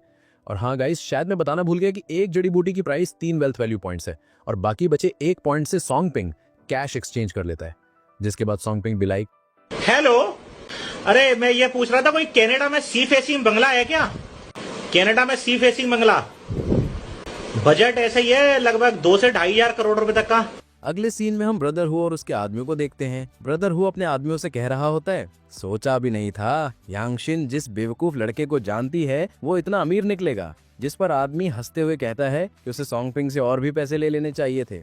ब्रदर हु कहता है कि हाँ तुम सही कह रहे हो, उस लड़के ने बिना कुछ सोचे 5000 RMB स्पेंड कर दिया। उसके पास जरूर और भी पैसे होंगे, और इतना ही नहीं, उसने मेरी विमेन को भी मुझसे छीन लिया। शायद उसे मारना ही काफी नहीं है। फिर सीन वापस से चेंज होता है यांगशिन के अपार्टमेंट पर। यांगशिन अंदर आती है और वो देखती है कि सॉन्गपिंग अब रेस्ट नहीं कर रहा था। सॉन्गपिंग कहता है कि अब वो ठीक है तो उसे और रेस्ट करने की जरूरत नहीं है। लेकिन यांगशिन फिर भी सॉन्गपिंग के चेहरे को छूते हुए कहती है, तुम्हारे चेहरे में अब भी दर्द हो रहा है, अब कैसा महसूस कर रहे हो? तभी सॉन्गपिंग की नजर भटक कर ना जाने कहाँ चली जाती है। जिसके बाद सॉन्गपिंग जवाब देता है, नहीं अब दर्द नहीं हो रहा, तो बहुत बड़ा महसूस कर रहा हूँ, नहीं मतलब बहुत अच्छा लग रहा है। फिर यांगशिन सॉन्गपिंग को उसकी मदद करने के लिए थैंक्स कहती है और कहती है कि वो जल्द ही पैसे वापस करने का तरीका ढूंढ निकालेगी। लेकिन सॉन्गपिंग यांगशिन से कहता है कि उसे पैसे लौटाने की जल्दबाजी नहीं करनी चाहिए, वो जब चाहे तब पैसे लौटा सकती है। यांगशिन बताती हुई कहती है कि वो दिन में 4 जॉब्स करती है, इसलिए उसके पास ज्यादा टाइम नहीं बचता, लेकिन फिर भी वो सॉन्गपिंग को उसकी मदद करने के लिए ट्रीट देगी। तभी कोई दरवाजा खटखटाते हुए चिल्लाकर कहता है, यांगशिन दरवाजा खोलो। चिल्लाने की आवाज सुन यांगशिन डर जाती है क्योंकि उसे अंदाजा हो गया था कि बाहर दरवाजे पर कौन है। सॉन्गपिंग डोर ओपन करने के लिए आगे बढ़ता है। डोर पर ब्रदर हु और उसके आदमी थे। सॉन्गपिंग उनसे कहता है, हमने पैसे वापस कर दिए, अब तुम लोगों को और क्या चाहिए? ओए लड़के, अब भी मुझसे बात करने की हिम्मत कर रहा है? तेरे चेहरे में दर्द नहीं हो रहा क्या? ब्रदर हु की बात सुन सॉन्गपिंग डर के मारे अपने कदम पीछे लेने लगता है। तभी वहाँ ल्यूल्यू आ जाती है और वो सॉन्गपिंग को चीयर अप करते हुए कहती है कि अब वो ब्रदर हु से स्ट्रांग है तो उसे पीछे हटने की जरूरत नहीं। ल्यूल्यू की बात सुन सॉन्गपिंग अपनी मुट्ठी कस लेता है और ब्रदर हु के मुंह पे कहता है, तुझे तेरे पैसे मिल गए हैं ना, तो फिर यहाँ किस लिए आया है? यांगशिन भी कहती है, हाँ ब्रदर हु, पैसे तो पहले ही वापस कर दिए ना। ब्रदर हु कहता है कि हाँ उसे पैसे तो मिल गए हैं, लेकिन उसने ब्याज की रकम गलत कह दी थी। इसका मतलब यह है कि यांगशिन को अभी भी 1000 RMB देना बाकी है। जिसके बाद ब्रदर हु सॉन्गपिंग पर हाथ मारते हुए उसे पैसे देने के लिए कहता है, लेकिन तभी सॉन्गपिंग उसका हाथ पकड़कर मोड़ देता है, जिससे उसके हाथ की हड्डी टूट जाती है। वहीं दोनों आदमी चिल्लाते हुए कहते हैं, जल्दी कर और ब्रदर हु को छोड़ दे। लेकिन सॉन्गपिंग ब्रदर हु का हाथ नहीं छोड़ता और उससे पूछता है कि क्या उसे अभी भी पैसे चाहिए। ब्रदर हु मिन्नतें करते हुए कहता है, नहीं मुझे नहीं चाहिए, प्लीज मुझे जाने दो। ये सुन सॉन्गपिंग उसे छोड़ देता है, लेकिन ब्रदर हु के तेवर तुरंत बदल जाते हैं। वो सॉन्गपिंग को जान से मारने के लिए आगे बढ़ता है, लेकिन सॉन्गपिंग भी कहाँ चुप खड़ा रहने वाला था। वो जोर से उसके पेट पर लात मारता है और यांगशिन का हाथ पकड़कर वहाँ से भागकर बाहर आ जाते हैं। यांगशिन पसीना पहुंचते हुए सॉन्गपिंग से पूछती है कि वो अचानक इतना ताकतवर कैसे बन गया कि उसने ब्रदर हु का हाथ तोड़ दिया। सॉन्गपिंग जवाब देता है, वो तो पिछली बार उसने अचानक से अटैक कर दिया, वरना मैं तो उसी वक्त उसके हाथ पैर तोड़ देता। यांगशिन सॉन्गपिंग को देखते हुए कहती है कि उसे अब सतर्क रहना चाहिए। ब्रदर हु के पास ताकतवर लोग हैं और क्योंकि सॉन्गपिंग ने उसे पीटा है तो मुमकिन है कि वो दोबारा उसे ढूंढने आ जाए। सॉन्ग पिंग ने गहरी सांस लेते हुए कहा, मैं ठीक हूँ, लेकिन वो जानता है कि तुम कालती हो, तुम्हें जितनी जल्दी हो सके घर बदल लेना चाहिए।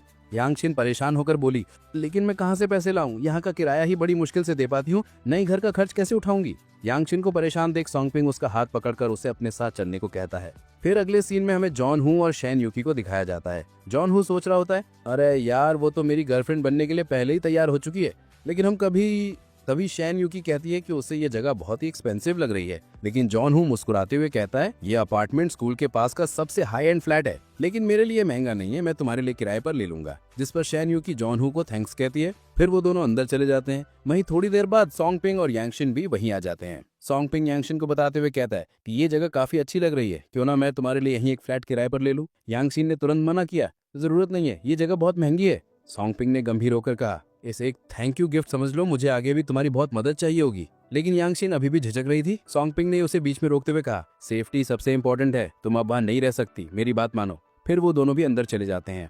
अंदर सॉन्ग पिंग को जॉन हू और शैन यूकी दिखते हैं। उन दोनों को वहां देख वो चौंक जाता है। शैन यूकी भी सॉन्ग पिंग को वहां देख चौंक जाती है। जॉन हू सॉन्ग पिंग को देख उसे कहता है, नो, तू वही कंगाल सॉन्ग पिंग है ना, यहाँ क्या कर रहा है तू? कहीं ये मत कहना कि तू यहाँ घर किराए पर लेने आया है। अरे जो बंदा एक मोबाइल खरीदने के लिए 3 महीने तक पैसे जोड़ता है, वो यहाँ का किराया कैसे देगा? वहीं शैन यूकी जॉन हू को बोलने से मना करती है, लेकिन जॉन हू यूकी को अपनी बाहों में पकड़ लेता है। यूकी मेरे साथ खुश रहेगी, तुम जैसे कंगाल लौंडो को तो प्यार करने का हक भी नहीं है, समझे?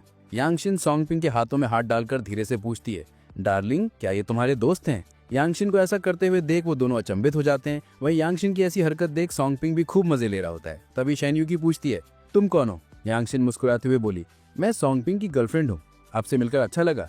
वहीं जॉन हू हैरानी से सोच रहा होता है कि ये सॉन्ग पिंग की सारी गर्लफ्रेंड्स इतनी सुंदर क्यों होती हैं। शैन यूकी को पता चलता है कि यांगशिन सॉन्ग पिंग की नई गर्लफ्रेंड है, तो उसे कांग्रेट्स कहती है। सॉन्ग पिंग भी यूकी को अमीर बॉयफ्रेंड पटा लिया, तो उसे कांग्रेट्स कहता है। फिर सॉन्ग पिंग और यांगशिन रिसेप्शनिस्ट के पास जाने लगते हैं। वहीं जॉन हू यांगशिन को पीछे मुड़कर देखते हुए सोचता है, डैम, ये औरत की शक्ल और काया दोनों ही कमाल के हैं। सॉन्ग पिंग रिसेप्शनिस्ट से कहता है कि उसे यहाँ का सबसे बेस्ट रूम रेंट करना है, जिस पर रिसेप्शनिस्ट सॉन्ग पिंग से कहती है कि क्या वो श्योर है, क्योंकि यहाँ के सबसे बेस्ट रूम का रेंट पर मंथ 6000 RMB है। सॉन्ग पिंग कहता है कि हाँ वो श्योर है और वो एक रूम रेंट करना चाहता है। रिसेप्शनिस्ट उन दोनों को अपने पीछे आने को कहती है। वहीं जॉन हू यूकी से कह रहा होता है कि वो भी उसके लिए बेस्ट रूम रेंट करेगा, लेकिन यूकी उसे मना करते हुए कहती है कि उसे यहाँ और नहीं रुकना, वो अब डॉम वापस जाना चाहती है। जिसके बाद यूकी वहाँ से भागने लगती है। वहीं पीछे जॉन हू उसे आवाज लगाकर रुकने के लिए कह रहा होता है। जिसके बाद हम देखते हैं कि वो दोनों रूम देख रहे होते हैं। तभी सॉन्ग पिंग यांगशिन को नीचे उसकी मदद करने के लिए थैंक्स कहता है।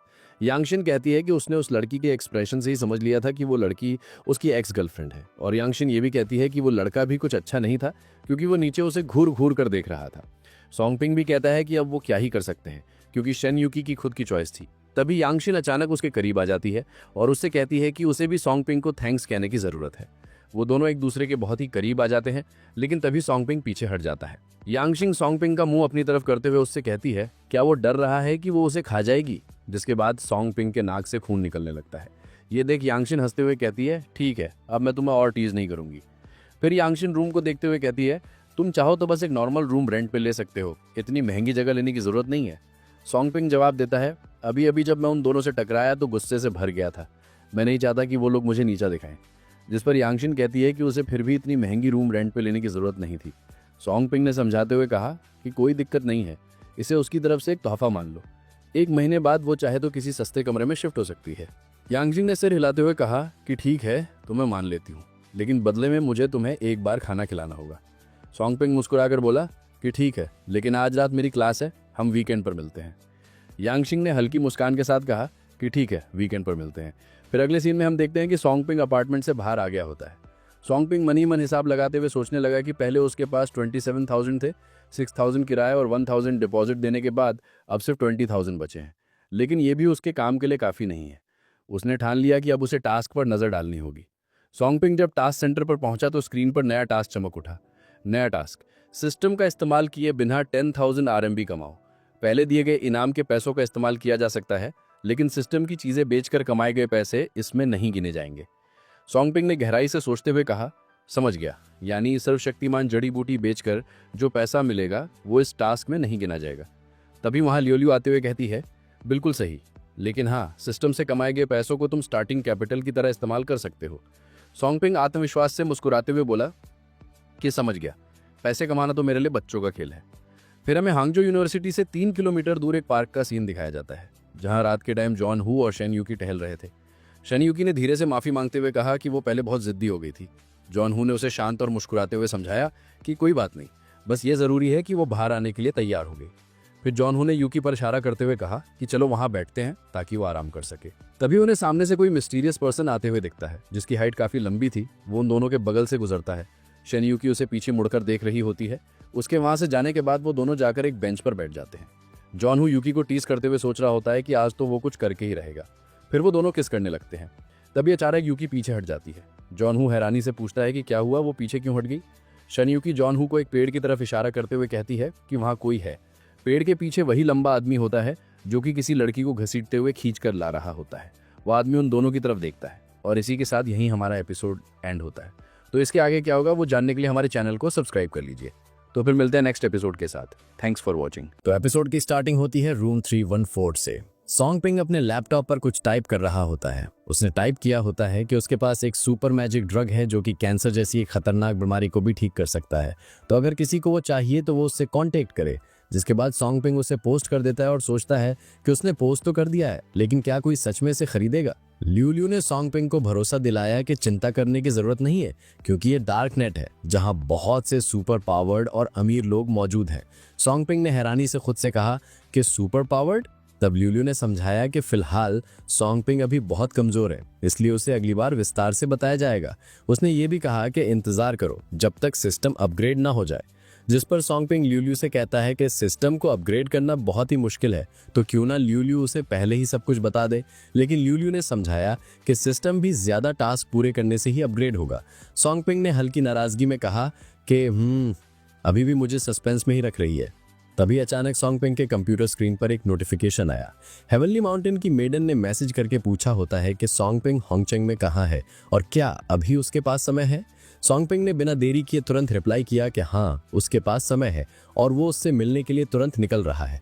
फिर अगले सीन में हम देखते हैं कि सॉन्ग पिंग रास्ते में चलते हुए सोच रहा होता है कि उसने उम्मीद नहीं की थी कि इतनी जल्दी कोई खरीदार मिल जाएगा। लेकिन इस नाम हेवनली माउंटेन की मेडन को देखकर उसके मन में सवाल उठा कि कहीं ये कोई बूढ़ी दादी तो नहीं होगी। फिर उसने खुद को झटकते हुए सोचा कि इससे क्या फर्क पड़ता है, वो यहाँ पैसे कमाने आया है ना कि कोई रिश्ता जोड़ने। ये सोचते सोचते वो होंगचेंग सिटी के नंबर 1 हॉस्पिटल के बाहर पहुंच जाता है। तभी वहां एक अनजान लड़की आते हुए सॉन्ग पिंग से कहती है, तुम तो दिखने में बिल्कुल किसी ऑर्डिनरी पर्सन की तरह लगते हो, क्या तुम एक क्रिमिनल नहीं हो। सॉन्ग पिंग इस लड़की को देखता है, फिर शर्माते हुए पूछता है कि क्या वो हेवनली माउंटेन की मेडन है। लड़की ने कहा कि वो तो सिर्फ एक यूजर नेम है। फिर सीधा पूछ लिया कि ड्रग कहाँ है। सॉन्ग पिंग ने जल्दी से जवाब दिया कि हाँ वो दवा लेके आया है। और वो पूछता है कि पेशेंट कहाँ है। लड़की ने बिना समय गंवाए सॉन्ग पिंग को इशारा किया और कहा कि वो उसके पीछे आए। फिर हम देखते हैं कि वो लोग पेशेंट पास आ गए होते हैं। लड़की ने गंभीर होकर सॉन्ग पिंग की तरफ देखा और बताया कि ये उसका फादर है। उसने कहा कि अगर दवा वास्तव में असरदार साबित हुई तो वो एग्रीमेंट के अनुसार उसे 2 मिलियन RMB का इनाम देगी, लेकिन अगर उसके फादर ठीक नहीं हुए तो। तभी वहां 3 बॉडीगार्ड्स आ जाते हैं जिनमें से बीच वाले का नाम था लिन कॉन्ग। सॉन्ग पिंग ने मन ही मन खुद से कहा, ल्यू मुझे धोखा मत देना, क्या ये दवा सच में असरदार है। ल्यू कहती है कि हाँ बिल्कुल असरदार है। वहीं लिन कॉन्ग उस लड़की से कह रहा होता है, यंग लेडी आप श्योर है ना कि कोई दिक्कत नहीं होगी। वो लड़की कहती है कि डार्क वेब पर कोई ऑर्डिनरी पर्सन अकाउंट नहीं बना सकता। और वो ये भी बताती है कि डार्क वेब के अपने भी कुछ रूल्स होते हैं। अगर सॉन्ग पिंग उसके फादर को ठीक नहीं कर पाया तो वो यहाँ से बचकर नहीं जा सकता। वहीं हम देखते हैं कि सॉन्ग पिंग पेशेंट के मुंह में उस जड़ी बूटी को डाल देता है, जिसके बाद कुछ लाइटनिंग मैजिक और पेशेंट अपनी आंखें खोल लेता है। वो लड़की रोते हुए अपने डैड का हाथ पकड़ती है। पेशेंट कहता है, शिनटोंग अभी हम कहाँ पर हैं। शिनटोंग अपने डैड को बताती है वो अभी हॉस्पिटल में है और उसके बीमार होने के दौरान कई सारी चीजें घटी जो वो उसे बाद में आराम से बताएगी। जिसके बाद शिनटोंग सॉन्ग पिंग को थैंक्स कहती है, जिस पर सॉन्ग पिंग कहता है हाँ चलो थैंक यू बाद में, पहले डील की बात करो।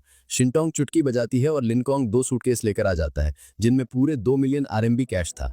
सॉन्ग पिंग उन सूटकेस को लेकर शिनटोंग से कहता है कि अब वो यहाँ से जा रहा है, लेकिन शिनटोंग उसे रुकने के लिए कहती है, जिस पर सॉन्ग पिंग कहता है क्या उसे और कुछ भी कहना है क्या। शिनटोंग सॉन्ग पिंग को अपना कार्ड देते हुए कहती है, भले ही मेरे डैड को बचाना बस एक सौदा था, लेकिन फिर भी मैं तुम्हारी बहुत आभारी हूँ। हमारा यिन परिवार हैंगचैंग सिटी में कुछ हद तक अपनी पहचान और ताकत रखता है। अगर तुम्हें कभी किसी मदद की जरूरत हो तो बेझिझक मुझसे संपर्क करना। सोंगपिंग शिंटोंग से उसका कार्ड लेकर वहां से निकल जाता है। वहीं सोंगपिंग के जाने के बाद शिंटोंग लिनकोंग को ऑर्डर देती है कि वो सोंगपिंग की आइडेंटिटी के बारे में पता लगाए। जिसके बाद हम सोंगपिंग को देखते हैं जो कि सीढ़ियों से नीचे जा ही रहा था कि तभी उसके सामने एक सिस्टम अपीयर होता है जिसमें लिखा होता है कि हिडन टास्क कंप्लीट हो गया है, इसलिए सुपर इनकम ट्रेजर अपग्रेड होकर लेवल 2 पर पहुंच गया है। लेकिन सिस्टम को अचानक अपने सामने देख सोंगपिंग कुछ भी समझ नहीं पा रहा था।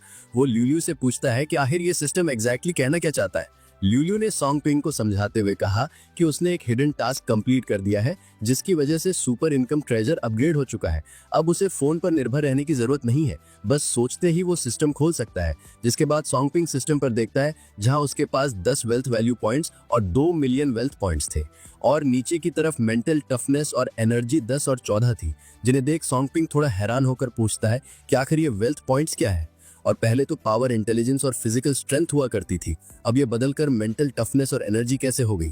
ल्यूल्यू ने शांति से समझाया कि वेल्थ वैल्यू टास्क पूरे करने से मिलती है। इसका इस्तेमाल न सिर्फ कैश में बदलने के लिए किया जा सकता है बल्कि इससे सामान भी खरीदे जा सकते हैं। लेकिन वेल्थ पॉइंट्स अलग होते हैं, ये सिर्फ पैसे कमाने से मिलते हैं और इनका इस्तेमाल सिर्फ एनर्जी और मेंटल टफनेस बढ़ाने के लिए होता है। उसने आगे बताया कि वेल्थ वैल्यू और भी खास है, इससे न केवल एनर्जी और मेंटल टफनेस बढ़ाने वाली पिल्स खरीदी जा सकती हैं बल्कि स्टोर में समय समय पर नए आइटम्स भी आते रहते हैं, जैसे कि सर्वशक्तिमान जड़ी बूटी। सोंगपिंग अब भी उलझा हुआ था, इसलिए उसने फिर पूछा कि आखिर ये एनर्जी और मेंटल टफनेस असल में है क्या। ल्यूल्यू ने समझाया कि मेंटल टफनेस असल में दिमाग की ताकत है और एनर्जी शरीर की ताकत। जब उसकी एनर्जी 100 तक पहुंच जाएगी तो वो पूरी तरह से जागृत होकर एक सुपर पावर्ड बन जाएगा। सोंगपिंग की आंखें बड़ी हो गई, उसने हैरानी से दोहराया कि सुपर पावर्ड। ल्यूल्यू ने हल्की मुस्कान के साथ बोला कि इन सब के बारे में वो धीरे धीरे विस्तार से समझाएगी, अभी उसके लिए सबसे जरूरी काम खुद को अपग्रेड करना है। जिसके बाद सोंगपिंग वहां से जाते हुए कहता है कि उसे सब समझ में आ गया। तभी उसके पास से एक हुडी पहनी हुई लड़की गुजरती है। सोंगपिंग के वहां से जाने के बाद वो लड़की लुकती है जिसका नाम डेविल डॉल लिंग है। वो मन ही मन सोचने लगी क्या ये सच में सिर्फ एक इल्यूजन था। वो लड़का तो बिल्कुल एक ऑर्डिनरी इंसान लग रहा था, लेकिन उसके शरीर से उठती आभा अजीब थी, मानो किसी स्पिरिट डॉल की सांस बह रही हो। फिर वो लड़की सीढ़ियां चढ़कर ऊपर आ जाती है जहां हम उसी लंबे आदमी को देखते हैं जो कि अपने हथियार को पॉलिश कर रहा होता है। लड़की योका की तरफ घूरते हुए उससे पूछती है कि क्या उसने सच में एक आम इंसान को मार डाला है। योका ने जवाब दिया कि हाँ, वो औरत पर्पल कपड़े पहने थी, उसके लिए मरना ही सही था।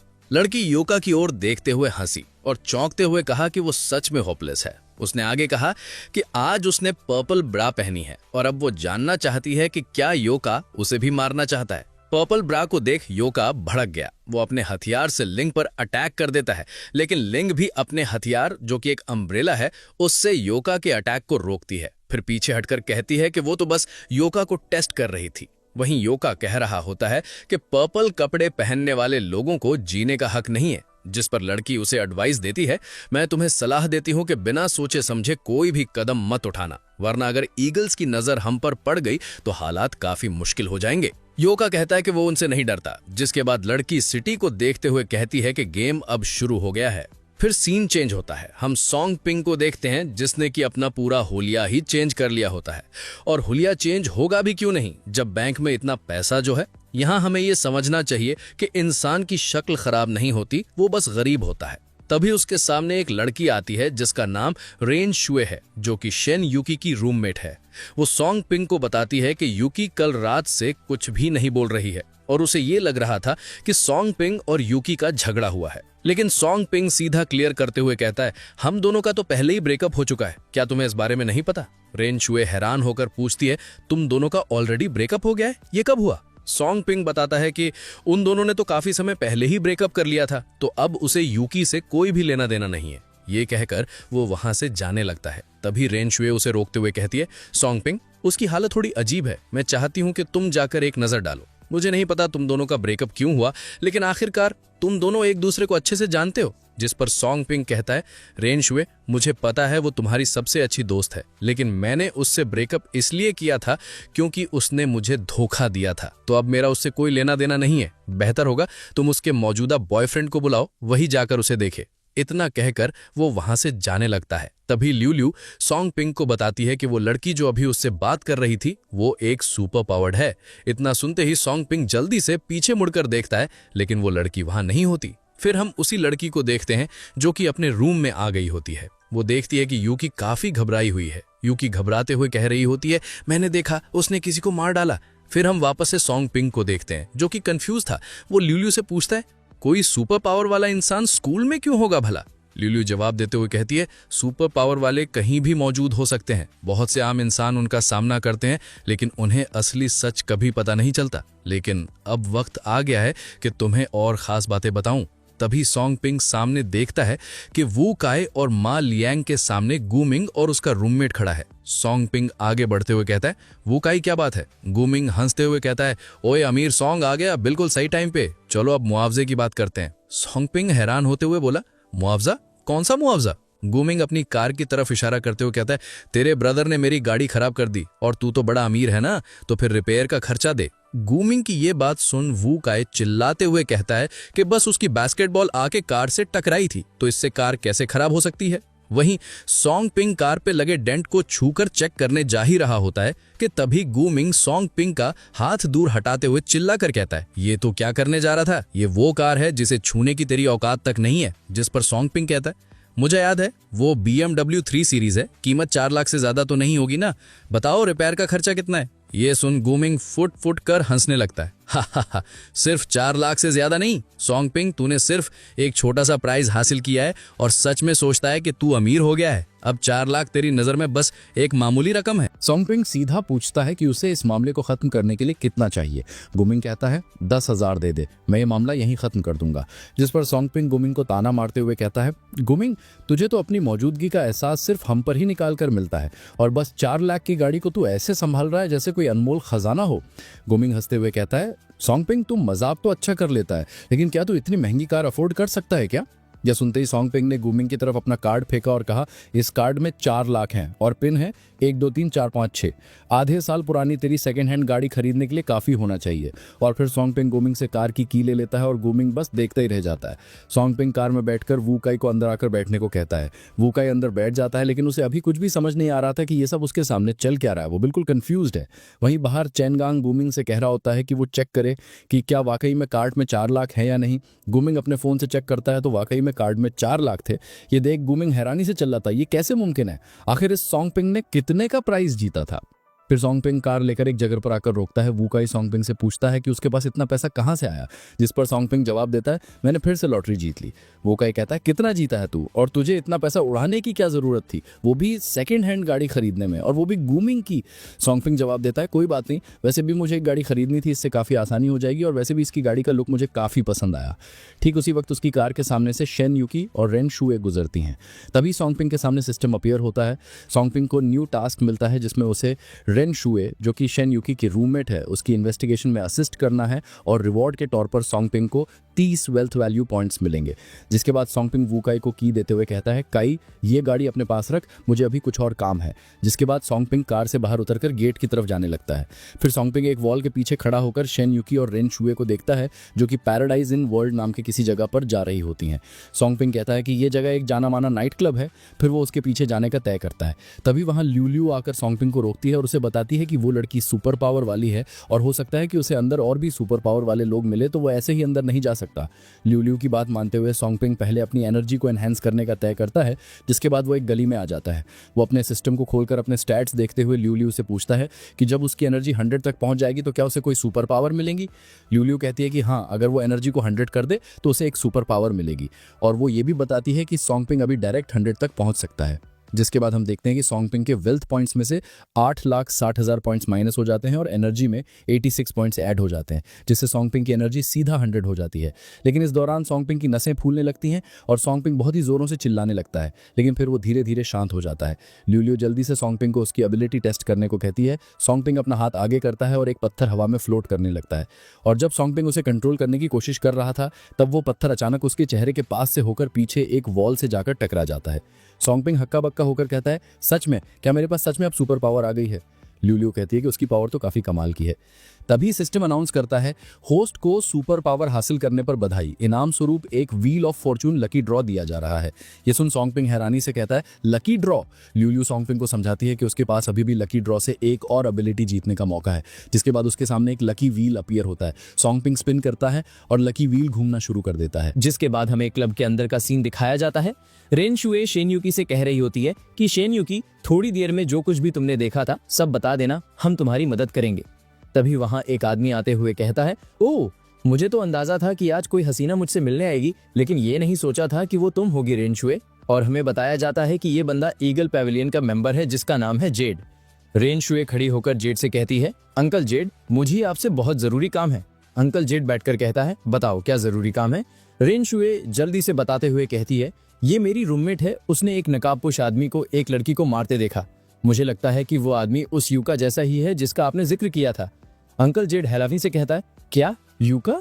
जिस पर रेन शुए जोर देकर कहती है, हाँ, वही भूतिया इंसान यूका, मैंने सुना है वो कोहरे में शामिल हो गया है। अंकल जेड हंसते हुए कहता है, भूतिया इंसान यूका? कोहरा? क्या तुम्हें पता है तुम क्या कह रही हो?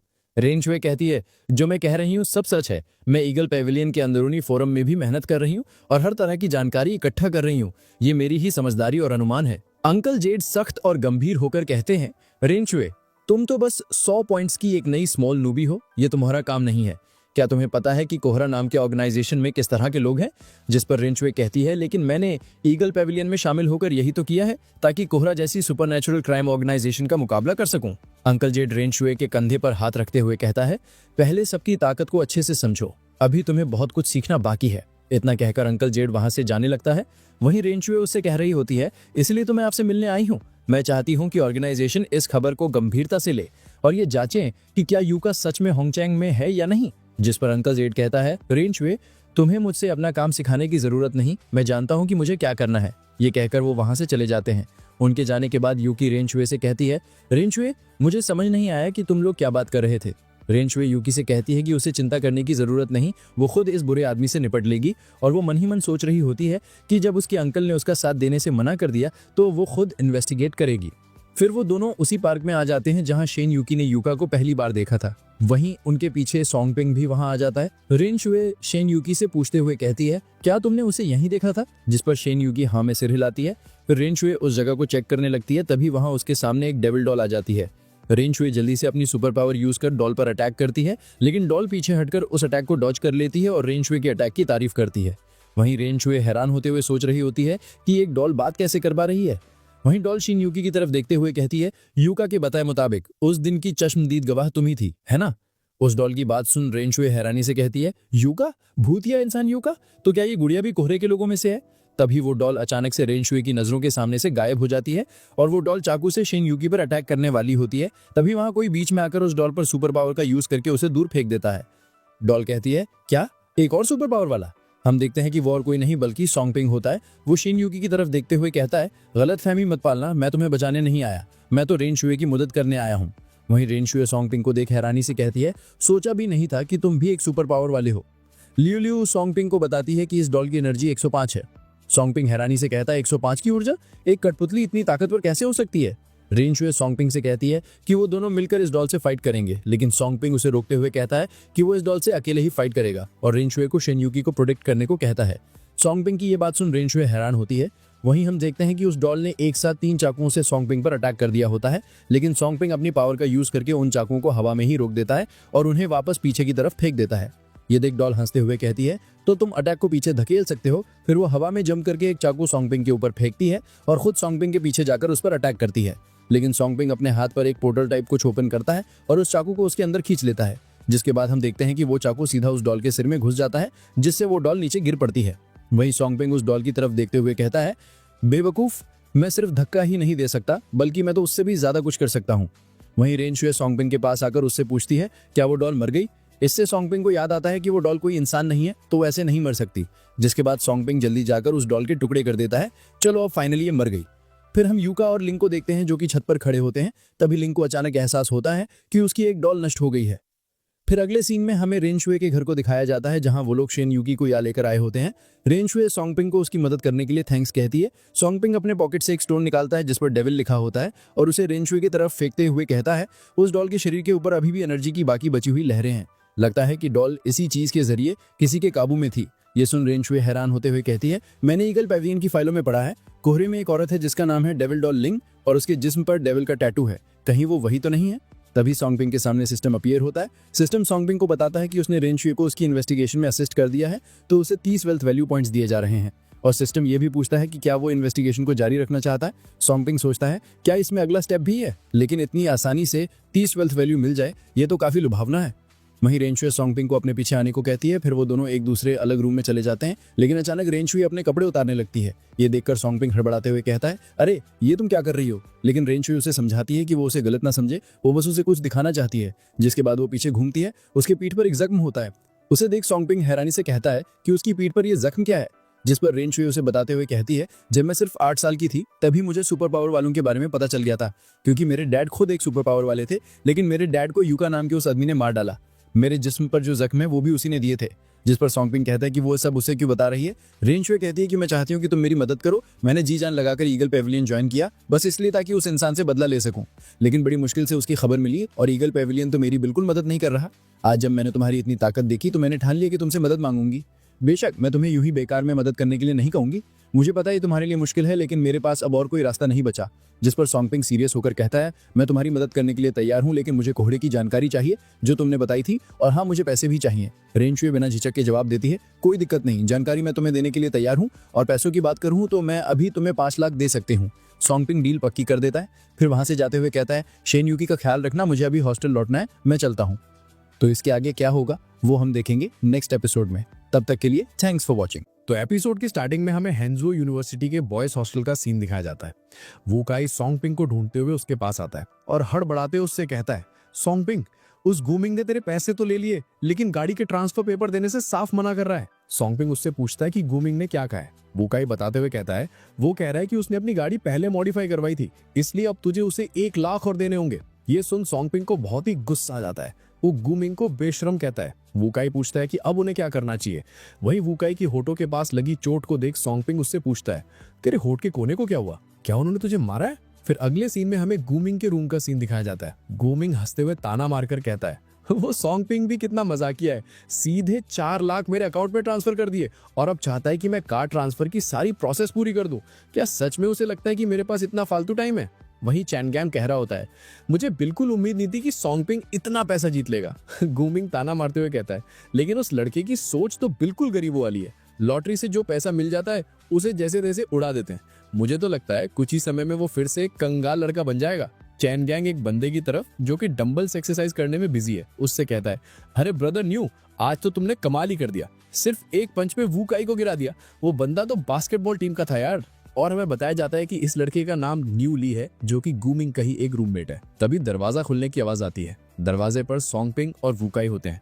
वो दोनों बड़े ही सीरियस लग रहे होते हैं। उन्हें देख गूमिंग मजाक उड़ाते हुए कहता है ओहो हमारा अमीर ज्यादा सॉन्ग आ गया क्या। लेकिन सोंगपिंग उसे इग्नोर करता है और स्टाइल में एक चेयर घुमाता है और उस पर बैठ कर कहता है मैं तुझे पहले ही 4 लाख दे चुका हूँ, तो अब तू ये कौन सी बेशर्मी करने पर उतर आया है। गूमिंग अकड़ते हुए कहता है अरे घबराने की जरूरत नहीं है, मैंने वूकाई को साफ साफ बता दिया है कि उस गाड़ी को मॉडिफाई करने में 2 लाख रुपए लगे थे, इसलिए चाहे जो हो तुझे 1 लाख और देना ही पड़ेगा। और वो तीनों मिलकर हंसते हुए सोंगपिंग को मिडिल फिंगर दिखाने लगते हैं। जिस पर सोंगपिंग कहता है अगर तेरी यही शर्त है तो रहने दे और मेरे पैसे तुरंत लौटा दे। सोंगपिंग की बात सुन गूमिंग उसे पागल बोलता है और वही चैनगैंग हंसते हुए कहता है वाह क्या मजाक है, तूने पैसे ट्रांसफर किए तो कौन गवाए कि वो गाड़ी खरीदने के लिए थे, और अगर हम पैसे वापस ना करें तो तू कर भी क्या लेगा हमारा। चैनगैंग की ये बात सुन सोंगपिंग चेयर को घसीटते हुए आगे बढ़ने लगता है जैसे कि वो अभी जाकर उस गूमिंग का सर ही फोड़ देगा।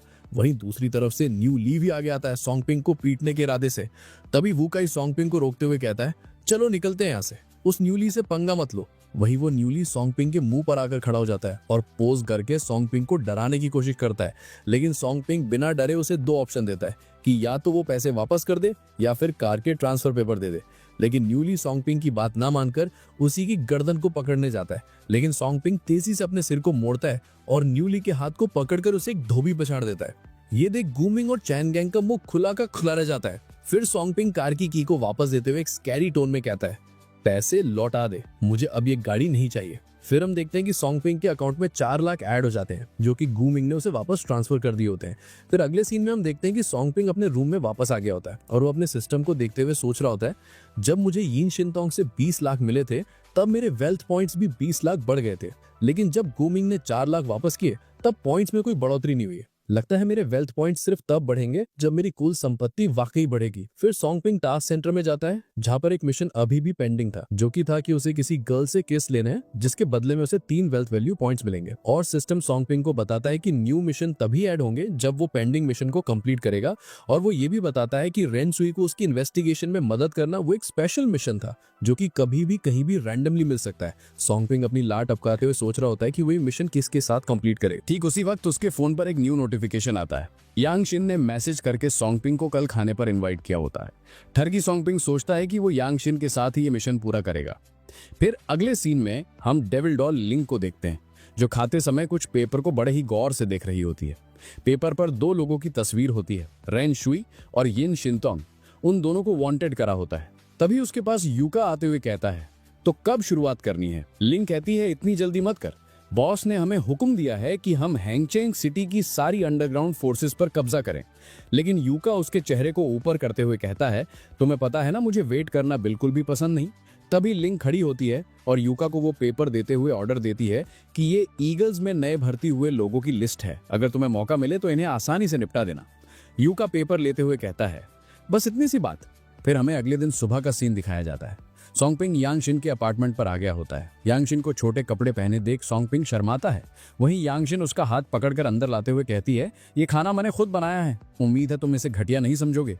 लेकिन खाने को देखकर तो सोंगपिंग के होश ही उड़ जाते हैं क्योंकि यांग शिन ने काफी ज्यादा और अच्छा खाना बनाया होता है। यांग शिन सोंगपिंग को साथ बैठकर पीने के लिए कहती है और उसे इतना अच्छा रूम रेंट करने के लिए थैंक्स कहती है। फिर दोनों ड्रिंक पीने लगते हैं। खाना खाने के बाद अब दोनों सोफे पर बैठे होते हैं। सोंगपिंग यांग शिन की तरफ देखते हुए सोच रहा होता है कि वो यांग शिन से किस कैसे ले। फिर सोंगपिंग धीरे धीरे यांग शिन की तरफ हाथ बढ़ाने लगता है। उसके हाथ काफी ज्यादा कांप रहे थे, लेकिन तभी यांग शिन सोंगपिंग को नोटिस कर लेती है, जिससे सोंगपिंग रुक जाता है। यांग शिन सोंगपिंग को एक गेम खेलने के लिए पूछती है। सोंगपिंग हैरानी से पूछता है, कौन सी गेम? जिस पर यांग शिन कहती है, क्यों ना सच बोलने का गेम खेलें। हर कोई एक दूसरे से सवाल पूछेगा और सामने वाले को ईमानदारी से जवाब देना होगा। अगर जवाब नहीं दे पाए तो शराब पीनी पड़ेगी। सोंगपिंग गेम खेलने के लिए मान जाता है और वो यांग शिन से पहला सवाल पूछता है कि उसके अब तक कितने बॉयफ्रेंड रह चुके हैं। यांग शिन मुस्कुराते हुए कहती है कि वो ये क्या बच्चे वाले सवाल पूछ रहा है और साथ ही जवाब देती है कि उसके अब तक 3 बॉयफ्रेंड रह चुके हैं। फिर अगला सवाल यांग शिन पूछती है। वो पूछती है कि क्या सोंगपिंग अभी उसे किस करने के बारे में सोच रहा था। ये सुन सोंगपिंग का मुंह लाल हो जाता है। यांग शिन कहती है कि उसे जवाब देना ही पड़ेगा। सोंगपिंग जवाब देता है कि हाँ, वो उसे किस करने के बारे में सोच रहा था। यांग शिन हल्की हंसी के साथ कहती है, तो फिर किस बात का इंतजार है? जिसके बाद वो दोनों किस कर लेते हैं। फिर सोंगपिंग अपने सिस्टम विंडो में देखता है कि उसके पास अब 43 वेल्थ वैल्यू पॉइंट्स थे और 1.1 मिलियन वेल्थ पॉइंट्स। और वो टास्क सेंटर में जाकर देखता है कि उसका किसिंग वाला मिशन पूरा हो चुका है, लेकिन वहां उसे कुछ अलग दिखता है। किसिंग मिशन के पास लिखा था कि ये मिशन बदलकर अब परमानेंट हो गया है। ठीक उसी वक्त यांग शिन सोंगपिंग के करीब आकर कहती है, बेबी तुम मुझे छोड़कर कहां देख रहे हो? तभी सोंगपिंग अचानक यांग शिन को किस कर लेता है। यांग शिन शर्माते हुए कहती है, ये तुम क्या कर रहे हो नॉटी बॉय? जिस पर सोंगपिंग कहता है कि शायद वो किसिंग से एडिक्ट हो गया है। जिसके बाद सोंगपिंग सिस्टम विंडो में देखता है कि उसे 3 और वेल्थ वैल्यू पॉइंट्स मिले होते हैं। ये देखकर तो सोंगपिंग खुशी के मारे झूम उठता है, ये सोचते हुए कि अब उसे हर किस के बदले में 30,000 मिलेंगे।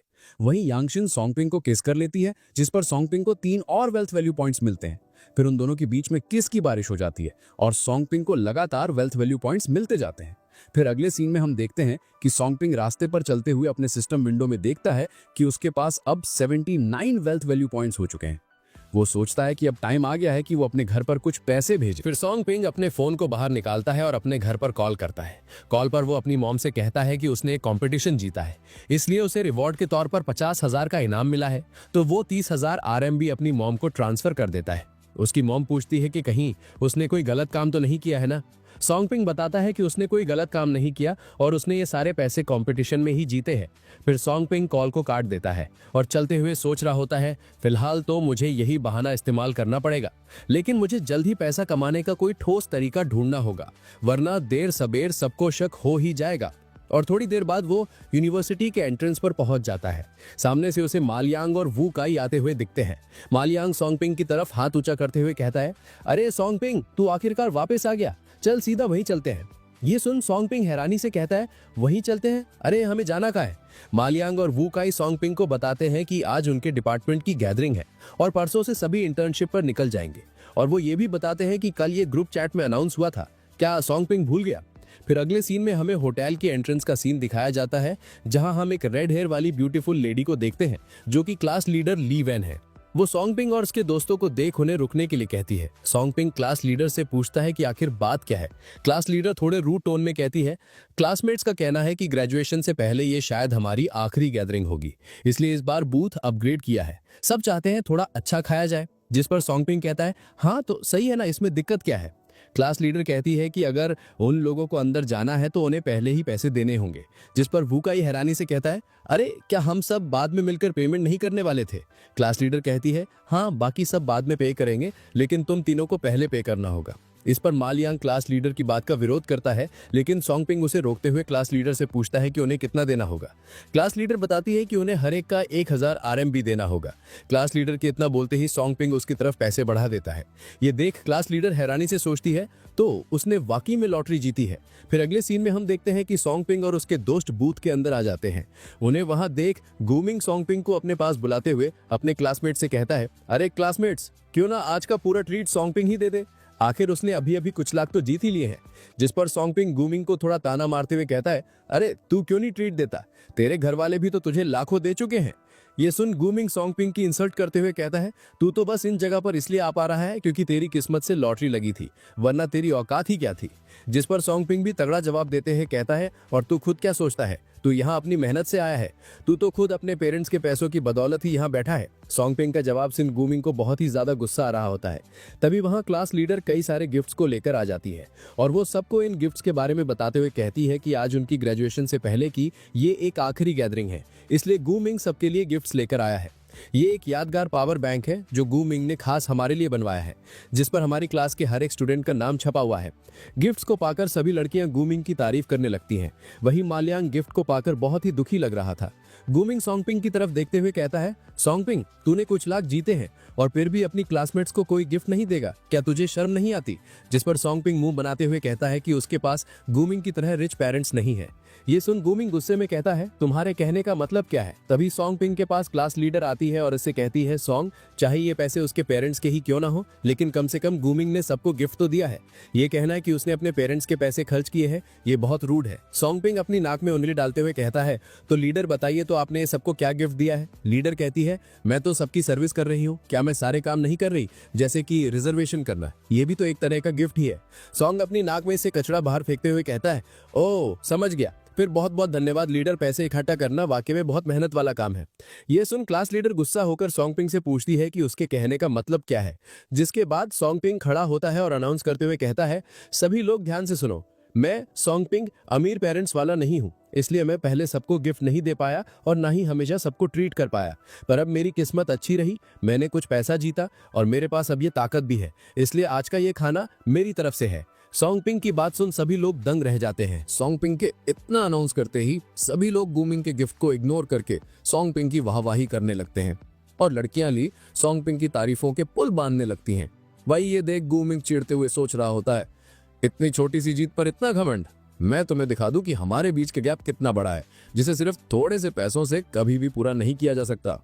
जिसके बाद गूमिंग किसी को मदद के लिए मैसेज करता है। फिर गूमिंग एक ड्रिंक का ग्लास लेते हुए सोंगपिंग की तरफ आगे बढ़ता है और कहता है, मैं सोंगपिंग से सीखना चाहता हूं कि उसने ग्रेजुएशन से पहले ही इतना पैसा कैसे कमाया।